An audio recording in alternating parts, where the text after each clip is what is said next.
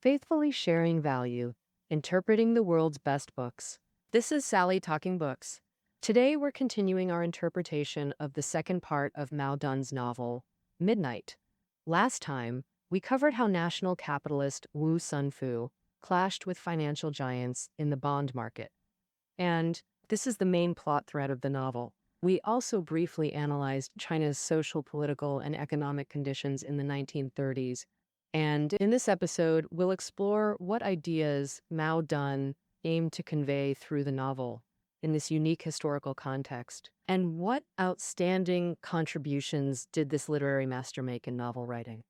The first three chapters of Midnight act like a prologue for the whole book, serving as the master key to its structural layout. Mao Dun said the second chapter is a lively scene, using Old Master Wu's funeral to introduce all the key characters in Midnight. In fact, at Old Master Wu's funeral, various classes of urban Chinese society made their appearances one after another, nearly all entering midnight, and sparking a chain of dramatic conflicts. The first group includes national capitalists like Wu Sunfu, Sun Jiren, and Wang Heifu, who run industries and dream of saving the nation through business. These people look up to Wu Sunfu as their leader. Whenever making big decisions, Wang Heifu just stares at Wu Sunfu's face, waiting for this wise and decisive figure to speak. Wu Sunfu is their absolute leader and the absolute protagonist of the book. Let's see what attitude Mao Dun holds towards this national capitalist.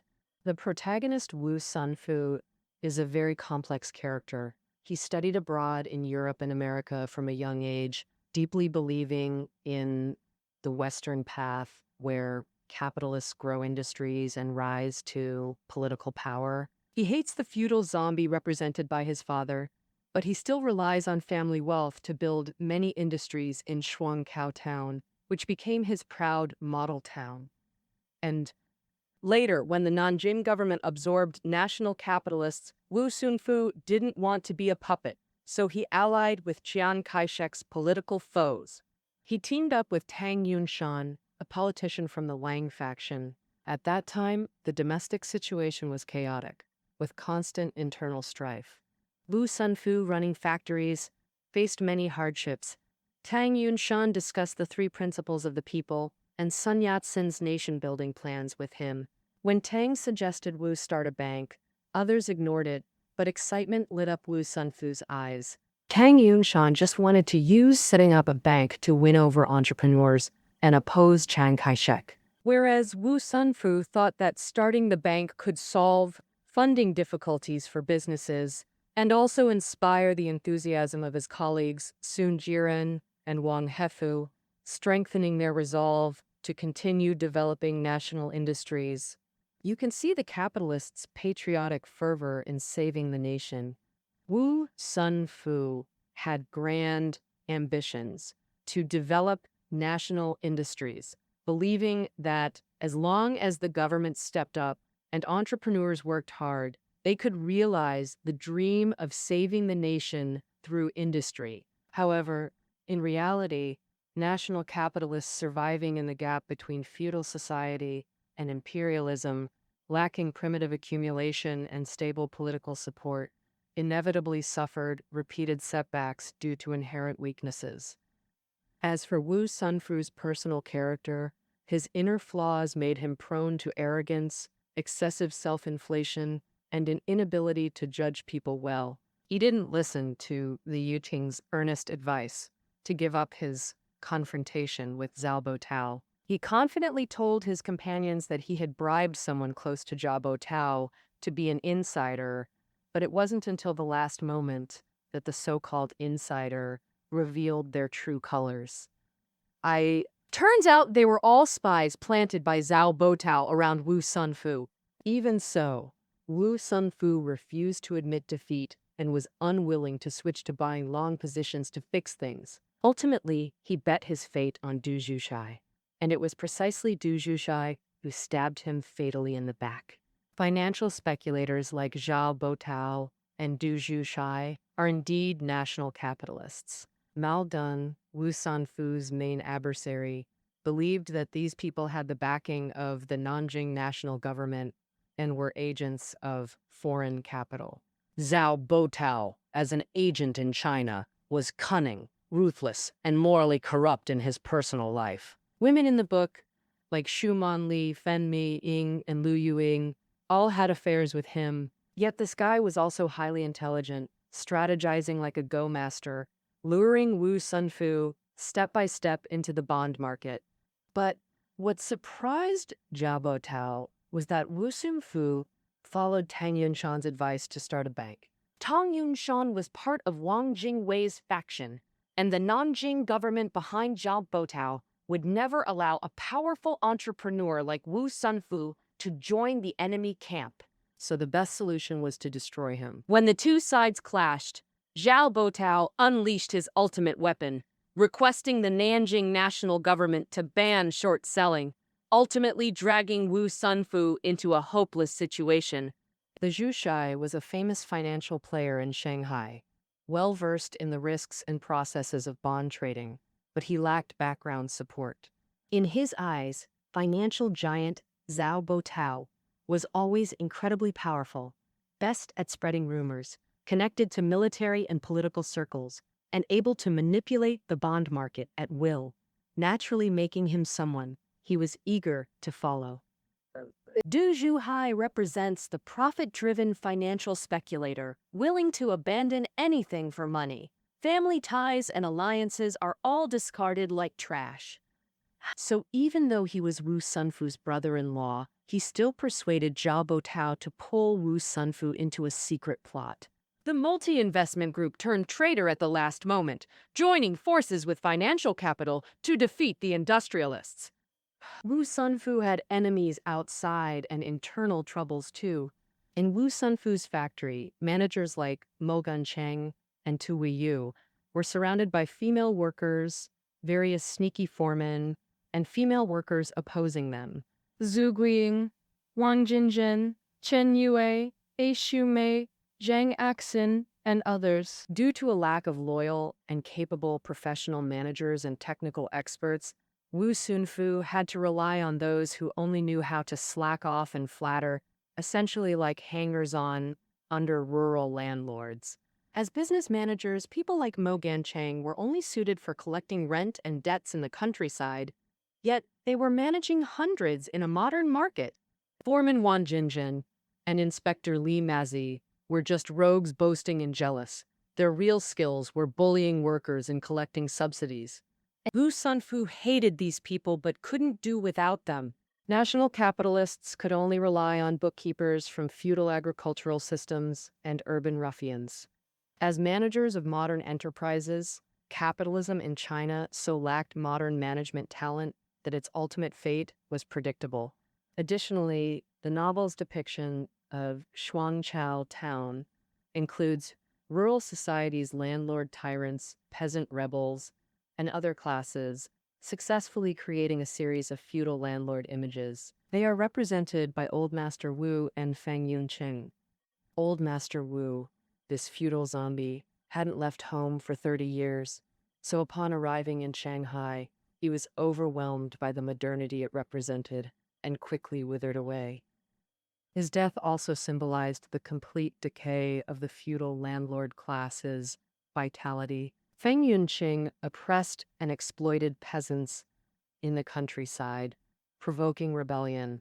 Forced to flee to Shanghai with his concubine and 17-year-old daughter Feng Mei King, the concubine cuckolded him, yet he only thought about recouping losses in bond trading, even sending his unmarried daughter to Zhao Botao to gather information, but lost both wife and daughter and ended up committing suicide. It's a classic example of the moral decay and personality degeneration of the feudal landlord class, as Mao Dun clearly understood. The countryside wanting to rely on the so-called landlord class, or gentry, could never lead China to stand up. The hope for rural areas lies only in peasant revolution. In the 1977 edition's Afterword of Midnight, Mao Dun specifically added a sentence about peasants under the cruel oppression of the Three Big Mountains. Under the leadership of the Communist Party, Armed uprisings had spread like wildfire. He had already seen that the founding of New China proved this point. The importance of rural revolution also confirmed Mao Dun's crucial judgment in the novel. Workers and peasants were the backbone of the revolution, led by the Chinese Communist Party. Wu Sunfu was anti-imperialist, while the financial capital behind Zhao Botao was essentially foreign capital or representative of colonialism. Wu Sunfu was also anti-feudal. He rejected his father, Old Master Wu, and the feudal zombie represented by the tract of the most exalted on action and response, which aligned with the new democratic revolution's goals of anti-imperialism and anti-feudalism. Right. And shared goals provided a basis for cooperation between national capital and the CCP. However, Wu Sunfu chose to oppose the CCP and fought against the peasant movement. He had always harbored resentment over the failure of his commercial kingdom in Xuanchao town, so he planned to deploy troops from the provincial government to suppress it. He employed Tuiwei to deal with slacking and striking workers by planting spies, buying off with money, and police suppression. These laborers struggling for survival caused Wu Sunfu to lose the only force he could have cooperated with, and external support also blocked the path of national capitalism in China's development path. Additionally, the novel portrays characters reminiscent of the scholars, further unfolding the social phenomena of that era. For example, economist Liu Ting, decadent poet Fan Bowen, and all-rounder Dr. Du Sintois. They form a group of unlearned literati lacking independent personalities. Staff Officer Lei, who cuckolded Wu Sunfu. Although a soldier, he came from a literary background and can be grouped here. These people lacked an economic foundation and could only cling to others. They served whichever side gained the upper hand, be it Wu Sunfu or Zhao Botao. Economist Li Yuting was a university professor. When Wu Sunfu was thriving, he was a frequent guest at the Wu residence, even acting as Wu's lobbyist to negotiate with Zhao Botao. When Wu Sunfu was at his end, Li Yuting then noisily and laughingly flocked to Zhao Botao instead. And Li Yuting had previously been in a romantic relationship with Zhang Susu. However, when he learned that Zhang Susu's father had almost spent all the family fortune, he quickly cut ties with her. Fan Bowen, such a decadent poet, is also among them. He has a dashing appearance, most attractive to sentimental young ladies around 20. This allows him to circulate among Lin Peishan. Among them, fourth Miss Huifang declares, "Poetry is my tears, and the more sorrowful it is, the more brilliant. The more brilliant my poetry, the more sorrowful it is."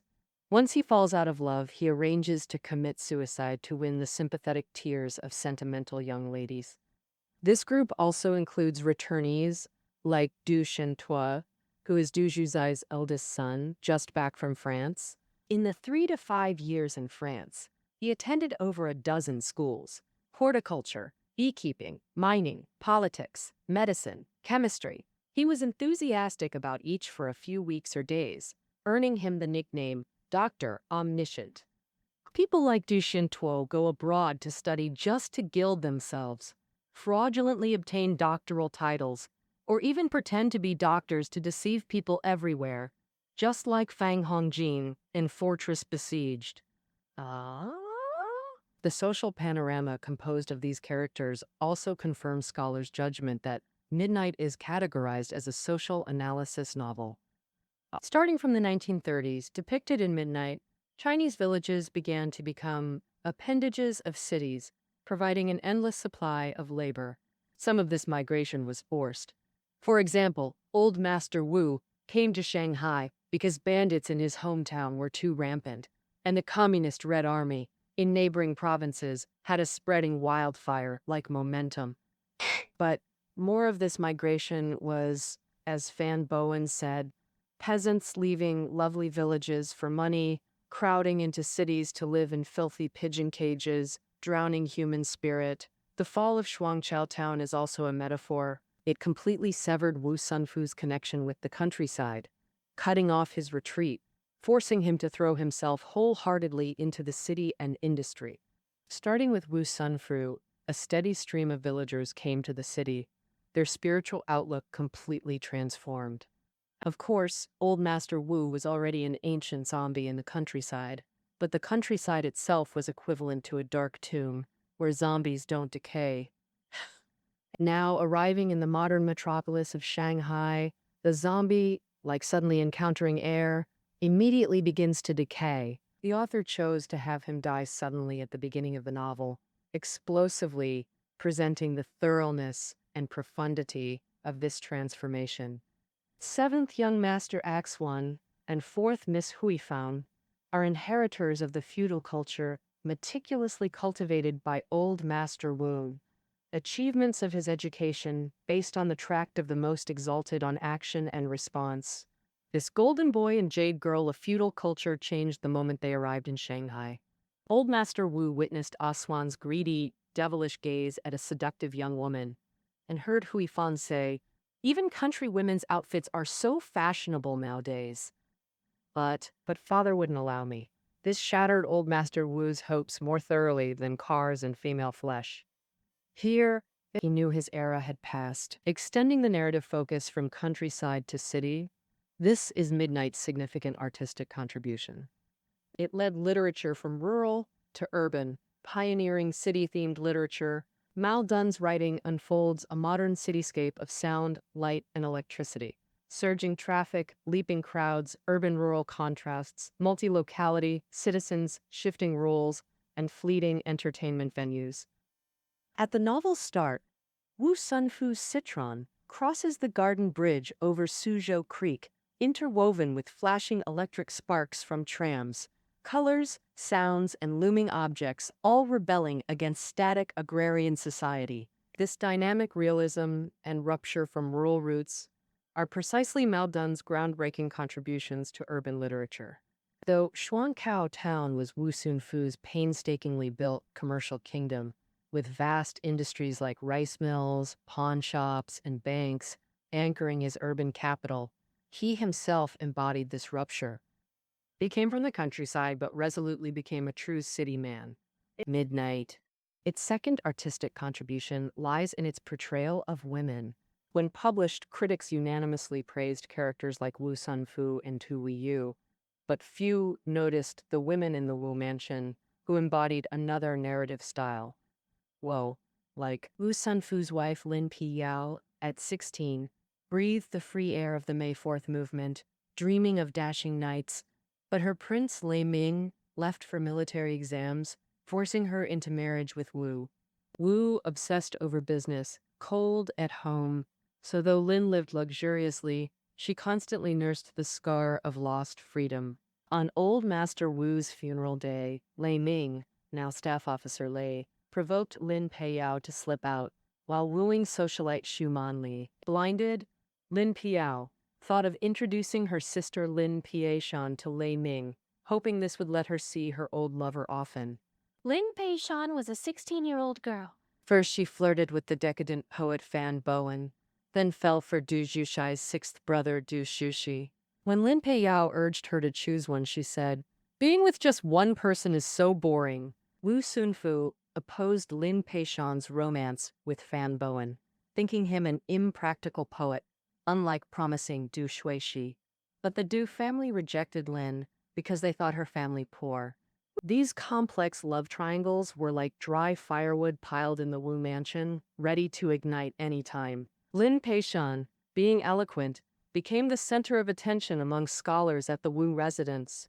Lin Peiyao wanted her to marry Lei Ming, but she only fancied Fan Bowen. After breaking up with Fan Bowen, she then got involved with Du Shintua, even having a one-night stand. At Lin Peishan's age, her little soul hadn't awakened yet. She didn't understand true love. It was all just childish play. Similarly young, 17-year-old fun-making, appeared before the over 40 unattractive Bond King Zhao Botao, just because he was rich and she could get something from him. When Fing Yincheng explained that long position means buying bonds and short means selling, Fing Meiqing blurted out that she must be long. In her view, rich people must buy, while poor people have to sell. Fourth, Miss Wu Huifang, new to Shanghai, grew interested in fashionable dressing and developed strong desires for the opposite sex, attracted to the charming Fan Bowen. But Fan Bowen only liked Lin Peishan. Envious of Lin's freedom with men, Huifang could only meet Fan in dreams. After Fan Bowen was rejected by Lin Peishan, he turned to Huifang, who was naturally delighted. But her brother Wu Sanfu firmly opposed, wanting her to marry Du Shuishi to ally with the Du family. To resist Wu Sanfu, Huifang suppressed her desires, locked herself in her room, burned incense like old Master Wu, recited the tract of the most exalted, and demanded to return to the countryside for an ascetic life. Only Zhang Susu saw through Huifang's distress. In her heart, she believed that most of her troubles were actually sexual frustration. Finally, she boldly resisted under Zhang Susu's advice. Yufan left the Wu mansion, moved to the Wu CA dormitory, attended school, and transformed from a traditional lady to a modern woman of the times. Lin Peishan, Thing Mi King, and Huifang, all 16 or 17 years old, were still under the guardianship of elders, filled with naive and simple hopes for love, money, and life. But at the same time, they were all practitioners of female revolution. The difference is Lin Peishan challenged the concept of chastity, while Thing Mei King challenged the view of the body. Wu Hufang challenged the love concepts of ladies in mansions. In stark contrast, mature women like Liu Yuying acted as double agents, maneuvering around Zhao Botao. They used their bodies to gain benefits between cunning men like Zhao Botao and Wu Sanfu. And there were also female workers at Yua Silk Factory, seeking opportunities to exchange their bodies for money with senior factory managers. The first two strikes at Yua Silk Factory were more like internal conflicts sparked by jealousy among female workers than class struggles. Well, in their world, from another perspective, revolution was a form of liberation, specifically the liberation of the body. In revolutionaries' love, physical desires were mixed. This is what critics criticized about Midnight, saying Mao Dun filled the novel with erotic descriptions to boost sales. Women's breasts seemed particularly prone to trembling, even flying. And these lowbrow gimmicks were clearly not the reason for Midnight's popularity. Now it seems that Midnight's popularity is just like its English title. A Romance of China in 1930 is a romantic story. It's not the decline history of national capitalists like Wu Sunfu. It's just a story happening over 3 months, from May to July 1930, about a struggle in the bond market. The most important thing is the plot. In 1921, Zheng Zhenduo was puzzled that young students also loved reading butterfly romance novels, wondering how these lively youths could enjoy such leisure magazines. It's not strange. Just like Feng Yulan enjoyed reading popular novels like Fate in Tears and Laughter, while Lu Gong liked martial arts novels. Scholars love reading novels, let alone most readers who read popular novels for leisure and serious novels to inspire life. Plus, as the pioneer of urban literature, Mao Dun actually wrote a story that Shanghainese folks were familiar with. In 1930, Shanghai was the biggest city in the Far East, with an urban readership that included not just college and high school students, but also petty bourgeois folks who'd gotten, a bit of modern education. And many of these people grew up reading Short Story Magazine, which Mao Dun edited. So Mao Dun's novels naturally feel relatable to read. Even though the novel tackles unfamiliar financial themes, its twisty plots, steamy scenes, and stock exchange secrets let all kinds of readers find something that grabs them. Of course, Midnight became a hit, not just because it tells a good yarn, but also due to its grand structure and folksy language. Mao Dun loved works that were big in scale and had wild, free-flowing writing. He wrote tons of literary critiques, often talking about novels like Tolstoy's War and Peace, Balzac's The Human Comedy, Water Margin, and Dream of the Red Chamber. Researchers generally think Midnight uses Old Master Wu's funeral to introduce key characters and plots, which has a strong link to how Tolstoy's War and Peace used a ball to bring folks in. In truth, Mao Dun learned from Tolstoy or Balzac for their realistic style. But for structure, he leaned more on traditional Chinese novel setups. Nationalized colloquial language is Mao Dun's. Another contribution, since the May 4th movement, Europeanized language flooded the Chinese literary scene. Mao Dun. He once told Zhu Ziqing that he deliberately copied old novel language in writing this book, so it'd be accepted by the masses. Even though critics back then slammed Mao Dun's novels for smelling too much like shallow old tales, Midnight shines by soaking up traditional Chinese novel tricks for lively, vivid descriptions. I remember where the day was going. Just like Pearl S. Buck, the Nobel Prize winner, claimed that new Chinese novels would bloom from blending old Chinese and Western fiction, Midnight is exactly that kind of work. No wonder Japanese scholars rank it among the 20th century's top 10 literary masterpieces.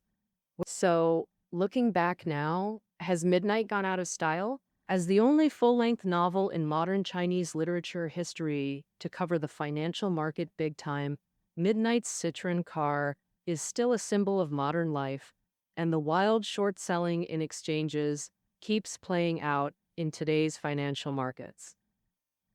Though this book exposes the evil face of financial capital, it mixes in nationalism and highlights imperialist economic aggression while focusing on the life and death struggle between national and comprador capital.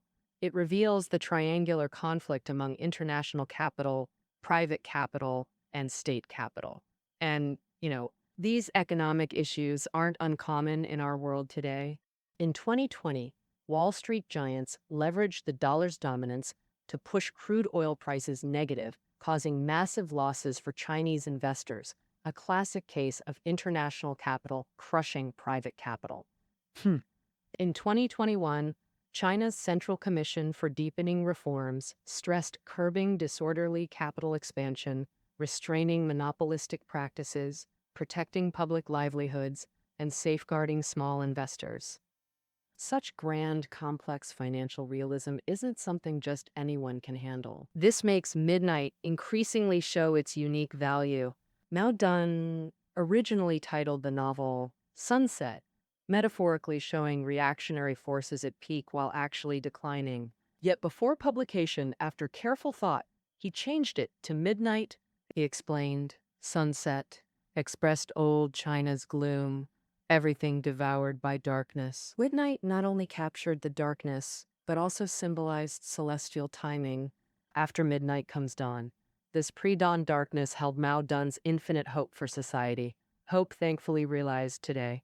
We truly pass through the dark night to greet a new dawn.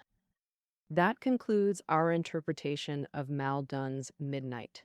Study notes are below the audio. See you next time.